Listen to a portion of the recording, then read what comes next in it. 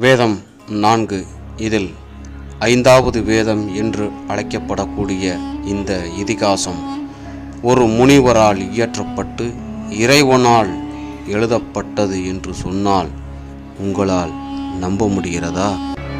ஆம், அது பாரதம், மகா பாரதம். வியாச முனிவர் சொல்லச் சொல்ல ஆணை முகனால் எழுதப்பட்டது. எழுதி கொண்டிருக்கும் வேளையில் எழுத்தாணி உடையவே தனது தந்தத்தை உடைத்து எழுத ஆரம்பிக்கிறார் மகா கணபதி. இப்படி எழுதப்பட்ட பாரதம் மகாபாரதம் ஆனதற்கு ஒரு காரணம் உண்டு. விண்ணுலக தேவர்கள் அனைவரும் பாரதத்தின் சிறப்பை உணர முயற்சி செய்கின்றனர்.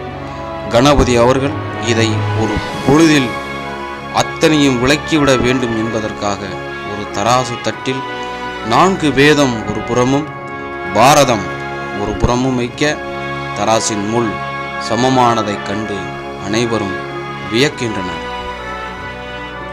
வேதம் இறைவனிடமிருந்து தோன்றியது.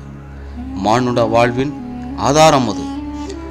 எப்பொழுதெல்லாம் அசுரர்கள் இதை அழிக்க நினைக்கிறார்களோ அப்பொழுதெல்லாம் அதை மீட்டு பிரம்மனிடம் சேர்க்கப்பட்டது. அப்படிப்பட்ட வேதங்களில் இது 5வது வேதமாக அமைந்ததனால் இது பாரதம் அல்ல, மகா பாரதம்.